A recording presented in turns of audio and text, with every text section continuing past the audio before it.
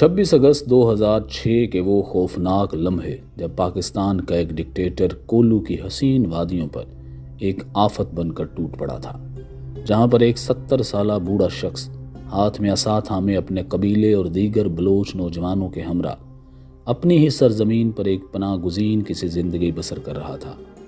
ان کا یہ کہنا تھا کہ ہم پر جنگ مسلط کی گئی ہے اور ہم اس سرزمین اور اس کے وسائل کے مالک ہیں۔ ہمیں یہ پورا اختیار حاصل ہے کہ اپنے دفاع کو اپنے محدود وسائل کے ذریعے یقینی بنائیں۔ نواب اکبر خان بگٹی 12 جولائی 1927 بروز منگل بار خان حاجی کوٹ میں پیدا ہوئے۔ نواب صاحب کے بچپن کا نام شہباز خان تھا۔ ابتدائی تعلیم ڈیرہ بگٹی سے حاصل کی، بعد میں ان کے والد محراب خان نے ایچیسن کالج میں داخل کروایا۔ وہ بھی زیر تعلیم تھے کہ 1939 میں ان کے والد صاحب وفات پا گئے۔ نواب صاحب نے نوابی کی ذمہ داری سنبھالی اور تعلیم مکمل کرنے کے بعد باقاعدہ سردار کی حیثیت سے فعال ہوئے۔ نواب صاحب کی 3 بیویاں تھیں، ایک بگٹی، ایک پٹھان اور ایک کا تعلق سندھ سے تھا۔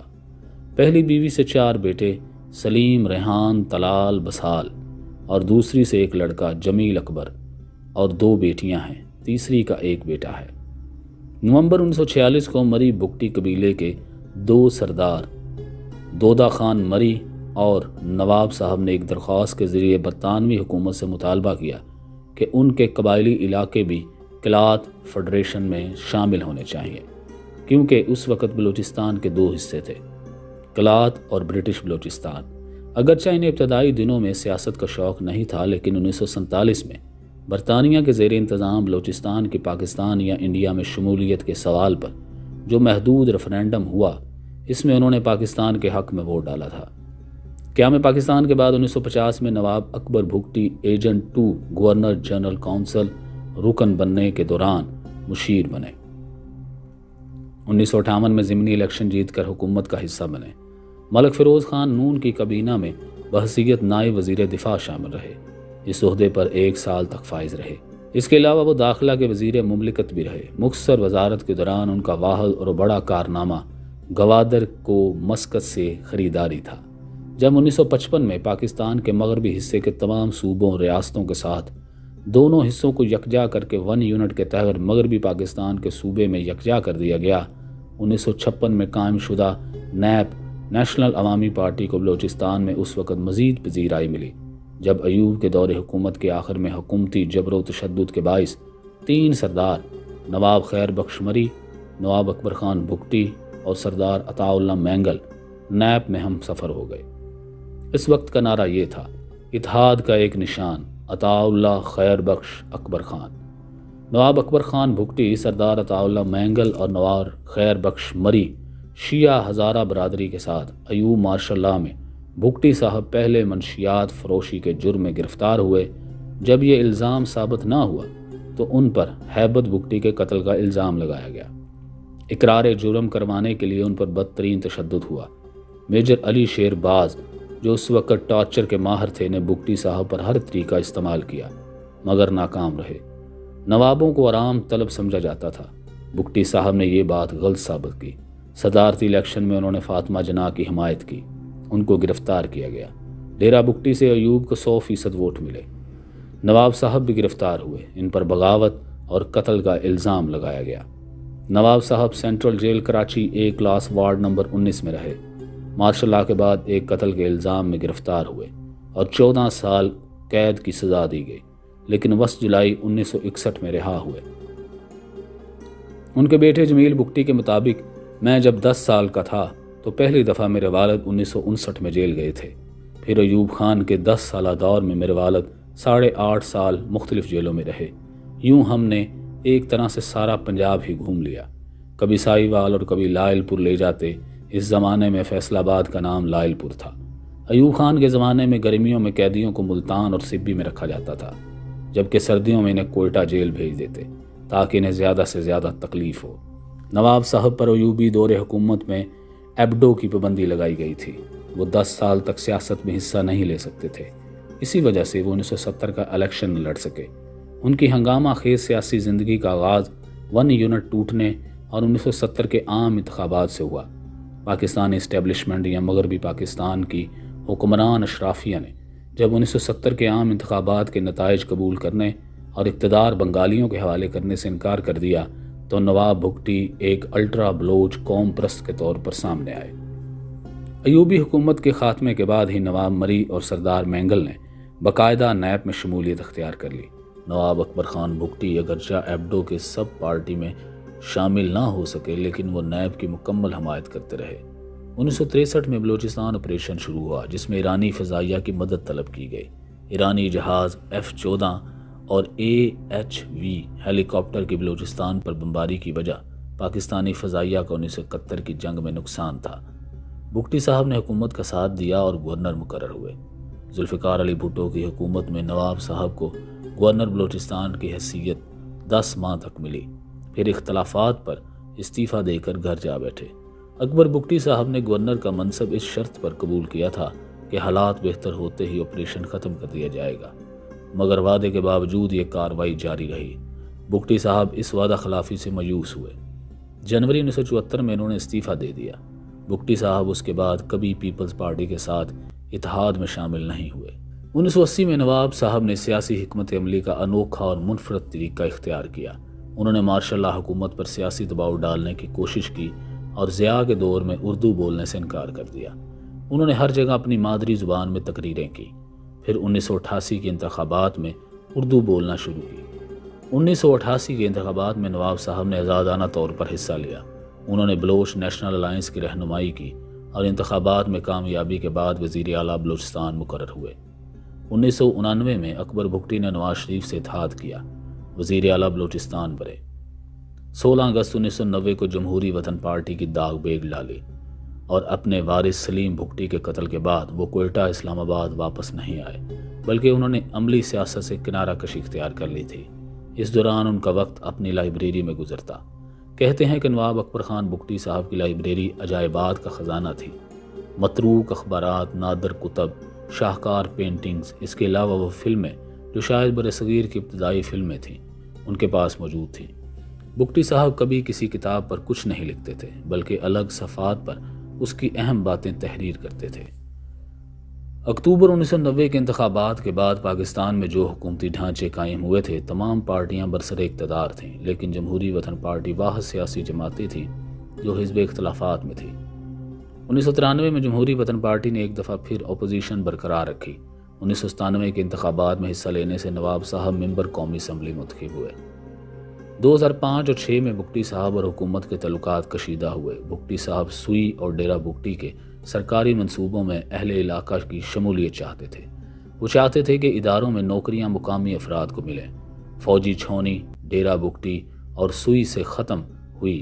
ایک سال کے دوران انہوں نے کئی بار مرکزی حکومت کے نمائندوں سے مذاکرات کیے جو ناکام رہے۔ بلوچستان کے لیے ترقیاتی منصوبوں پر بھگٹی قبیلے کو ویسے ہی تحفظات تھے جیسے سے سی پیک پختونخوا کو تحفظات تھے، مگر سی پیک کے وقت جمہوری حکومت موجود تھی تو یہ تحفظات APC بلا کر بات چیت کے ذریعے حل کرنے کی کوشش کی گئی، مگر 2006 میں مکہ لہرانے والا کمانڈو موجود تھا اور وہ ہر مسئلہ بذریعہ طاقت حل کرنا چاہتا تھا۔ اس کشمکش کے دوران ڈاکٹر شازیہ کا واقعہ پیش آیا جس نے جلتی پر تیل کا کام کیا۔ Doctor Shazia Pakistan petroleum limited میں ملازم تھی، ادارے کی سیکیورٹی فوج کے حوالے تھی۔ ڈاکٹر شازیہ کے مطابق پاک آرمی کے کیپٹن حماد نے اس کو جنسی زیادتی کا نشانہ بنایا۔ ڈاکٹر شازیہ کے ساتھ پیش آنے والا پہلا واقعہ نہیں تھا، مگر اس نے نواب صاحب کو مزید غصہ دلایا۔ انہوں نے پیش آنے والے تمام واقعات کی انکوائری کا مطالبہ کیا مگر رد ہوا۔ مزے کی بات یہ ہے کہ کیپٹن حماد اور شازیہ کیس میں جوڈیشل کمیشن بننے سے پہلے ہی پرویز مشرف نے وردی میں آ کر ٹی وی میں کہا کہ کیپٹن حماد از 200% انوسینٹ۔ جنوری 2005 میں ڈاکٹر شازیہ کیس نے پورے بلوچستان میں آگ لگا دی کیونکہ بلوچ معاشرے میں خواتین کو ایک بڑا مقام حاصل ہے۔ 2005 اس واقعے کے بعد ڈیرہ بھگٹی میں حالات کشیدہ ہو گئے۔ 7 جنوری 2005 کو بھگٹیوں نے گیس پائپ لائن اڑا دی جس سے پاکستان میں گیس کی سپلائی معطل ہو گئی۔ 7 جنوری 2005 سے 11 جنوری تک راکٹ حملوں میں پاکستان پیٹرولیم لمیٹڈ PPL کو 230 ملین روپے جبکہ گیس سپلائی معطل ہونے سے پاکستان کو 1 ملین روپے کا یومیہ نقصان ہوا۔ 15 جنوری کو انہوں نے کہا کہ بلوچستان فتح کرنے کے نتائج خطرناک ہوں گے۔ 18 فروری کو نواب اکبر خان بھگٹی نے کہا کہ حکومت مظاہروں سے نہیں بم دھماکوں کو سنتی ہے۔ 10 جنوری کو انہوں نے میڈیا سے بات چیت کرتے ہوئے کہا کہ ڈاکٹر شازیہ کو کیپٹن حماد کی قیادت میں 3 اہلکاروں نے رات بھر زیادتی کا نشانہ بنایا، لیکن کیس نہیں دب سکا۔ بلوچ اپنی سرزمین اور علاقے اس قسم کی شرمناک معاملات کو کسی دور برداشت نہیں کریں گے۔ دوسری جانب بلوچ سرمچاروں نے بھی ڈاڈائے بلوچ کو اکیلا نہیں چھوڑا۔ 13 جنوری کو بلوچ لبریشن فرنٹ کے ترجمان نے کہا کہ دھمکیوں سے مروب ہونے والے نہیں، ہم ہٹ کریں گے تو مشرف کو سنبھلنے کا موقع بھی نہیں ملے گا۔ تیار بیٹھے ہیں، جنرل پرویز وار کر کے دکھائیں، غوری اور شاہین سنبھال کے رکھیں، برے وقت میں کام آئیں گے۔ پرویز مشرف پر بلوچستان میں حملہ ہوا، الزام بگٹی صاحب پر لگا، ان کے گھر پر بمباری ہوئی، لیکن سوچنے کی بات یہ ہے کہ 2004 میں کراچی میں کور کمانڈر کے قافلے پر حملہ ہوا تھا اور مشرف پر 3 حملے پنجاب میں ہوئے تھے، مگر کیا اس وجہ سے پورے کراچی اور پنجاب کو تہس نہس کر دیا گیا؟ کیا یہاں اس بات پر کوئی فوجی آپریشن شروع کیا گیا؟ بالکل بھی نہیں۔ پھر کیوں مشرف پر ایک حملے کے الزام میں بلوچوں پر دشمنوں کی طرح بمباری کی گئی؟ مارچ کو سانحہ ڈیرہ بگٹی پیش آیا۔ ڈیرہ بگٹی میں گھروں پر بمباری کی گئی، جس میں 70 سے زائد افراد شہید ہوئے۔ گولے ڈیرہ بگٹی کی آبادی اور نواب صاحب کے قلعے میں گرے۔ ان کے پرسنل سیکرٹری رفیق بگٹی زخمی اور 2 افراد مارے گئے۔ چودھری شجاعت حسین اپنی کتاب سچ تو یہ ہمیں لکھتے ہیں کہ جن دنوں نواب اکبر خان بگٹی کے ساتھ مذاکرات ہو رہے تھے، ایک بار ہم ان کے گھر گئے۔ میرے ساتھ مشاہد حسین سید، مونا صلاحی اور خاتون صحافی نسیم زہرا بھی تھے۔ ہم نے ان کے گھر میں ایک بڑا سا گڑھا دیکھا، جس کے بارے میں نواب صاحب کا کہنا تھا کہ یہ فوجی بمباری کی وجہ سے بنا ہے، جس سے ان کی پوتی بھی زخمی ہو گئی۔ وہ BBC کو انٹرویو دے رہے تھے کہ گولے کی آواز آئی۔ نواب صاحب نے کہا کہ ہم پر جنگ مسلط کر دی گئی ہے۔ اس کے بعد نواب صاحب نے 80 سال کی عمر میں پہاڑوں کا رخ کیا۔ بالآخر پاکستانی فوج نے شہری علاقوں پر بمباری کا فیصلہ کر لیا اور نواب صاحب کے قلعہ پر گن شپ ہیلی کاپٹروں کے ذریعے بمباری کی گئی۔ نواب بگٹی نے شہدائے ڈیرہ بگٹی کو سلام پیش کرتے ہوئے کہا تھا کہ 17 مارچ 2005 دراصل بلوچ قوم کی قربانیوں کی تاریخ کے اندر ایک نئے باب کا اضافہ اور قومی حقوق کی جدوجہد کے مشعل کے اندر ایک چنگاری کی مانند ہے، جس نے قومی بقا کے گرد اندھیروں کے اندر روشنی کی کرن پیدا کر دی ہے، جس سے آہنگ کا نیا ولولہ پیدا ہوگا۔ دوسری جانب بلوچ سیاسی سماجی تمام مقطع فکر کے لوگ نواب صاحب کے لیے دعا گو تھے۔ سرمچاروں نے اس کٹھن موقع پر نواب صاحب کی حفاظت کا ذمہ لیا اور نواب صاحب کو ڈاڈا کے خطاب سے نوازا۔ حالات تیزی سے بدل رہے تھے۔ کولو اور ڈیرہ بگٹی کے گرد جنگ شدت سے جاری تھی۔ شہید نواب بگٹی بلوچ فوج کی قیادت سنبھالے ہوئے تھے۔ شہری علاقوں پر بلوچ سرمچاروں کی کارروائیوں میں شدت آ گئی۔ اکتوبر 2005 میں نواب صاحب نے بیان میں کہا کہ جنرل اپنے وعدے پر قائم رہے، بلوچوں کو زندان اور غم توقع سے بڑھ کر ملا، آخر میں موت جو آزادی دیتی ہے، یہ تمام مجموعہ ہے جو بلوچ توقع کر سکتے ہیں۔ بلوچستان کو تقسیم نہیں ہونے دیں گے، بلوچستان کے لیے کتنی ہی قربانیاں کیوں نہ دینی پڑیں، گریز نہیں کریں گے۔ نواب صاحب نے پیراں سالی میں مزاحمت کی اور بالآخر 26 اگست 2006 کو تراتانی کوہ سلیمانی میں ان پر شدید حملہ کیا گیا اور کہا جاتا ہے کہ ان پر کلسٹر بمبوں سے حملہ کیا گیا۔ اس طرح انہوں نے اپنے کئی سرمچاروں کے ساتھ جام شہادت نوش کیا اور بلوچ تاریخ میں اپنا نام رقم کر گئے۔ نواب صاحب کی وفات سے اگلے روز معروف سیاستدان جاوید ہاشمی نے جیل سے اپنی بیٹی کو خط لکھا۔ ایک 80 سالہ بوڑھے کو گرفتار کرنا اتنا مشکل کام نہ تھا، مگر حکمران تو اسے ڈاکٹر شازیہ کے عصمت دری کرنے والے افسر پر تنقید کا مزہ چکھانے کا فیصلہ کر چکے تھے۔